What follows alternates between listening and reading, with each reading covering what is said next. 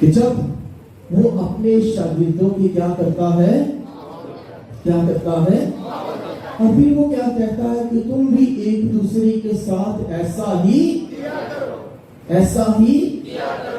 آواز گئی ایسا ہی کیا کرو۔ جب وہ اپنے شاگردوں کے پاؤں دھوتا ہے تو خدمت کا عنصر تو ملتا ہی ہے کہ ہم جو ہے اپنی زندگی میں بھی خدمت کو اپنائیں، لیکن اس کے ساتھ ساتھ ایک اور بھی تفسیر یا ایک اور بھی وضاحت جو ہے آپ کے سامنے رکھنا چاہتا ہوں کہ سانپ کہاں پہ کاٹتا ہے؟ ایڑی پہ۔ یسوع نے پاؤں ہی کیوں دھوئے؟ سر کیوں نہیں دھوئے یا ہاتھ کیوں نہیں دھوئے؟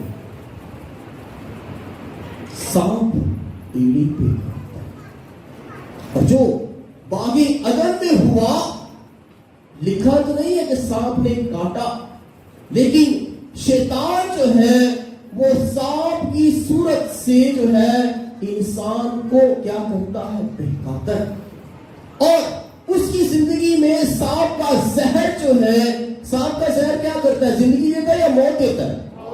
کیا کرتا ہے؟ موت دیتا ہے۔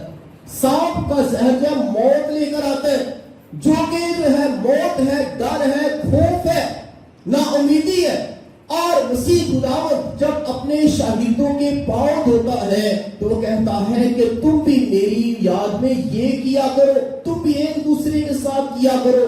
اور جب مسیح خداوند یہ ہمیں سکھاتا ہے کہ ہم ایک دوسرے کے ساتھ خدمت کا عنصر اپنائیں، لیکن الہیات کو بھی دیکھا جائے کہ خدا جو ہے اس سانپ کے زہر کو دھو ڈالتا ہے، اس کے پاؤں کو دھوتا ہے۔ کیوں کر پاؤں کو دھوتا ہے؟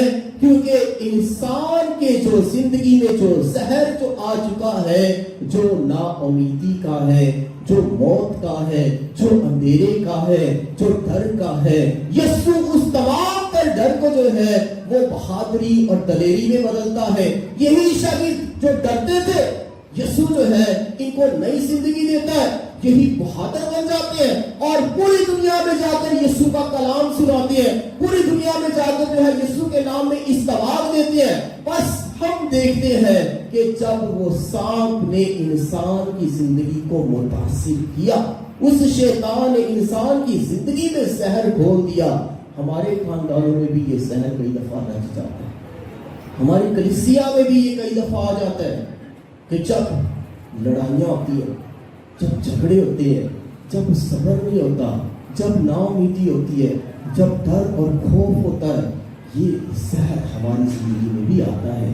لیکن یسوع کے الہی خون سے ہمیں شفا ملتی ہے، یسوع کے الہی خون سے ہمیں زندگی ملتی ہے، اور یسوع کا پاؤں دھونا جو ہے وہ خدمت، اور اس کے علاوہ جو ہے وہ ہماری خاطر اپنے آپ کو قربان کرتا ہے، وہ اپنے آپ کو چھوٹا بناتا ہے، اور وہ ہمیں بھی سکھاتا ہے کہ اگر تم میں سے کوئی اول ہونا چاہے تو آخر ہو، اور جو کوئی اپنے آپ کو بڑا بنائے گا وہ چھوٹا کیا جائے گا، اور جو چھوٹا بنائے گا وہ بڑا کیا جائے گا۔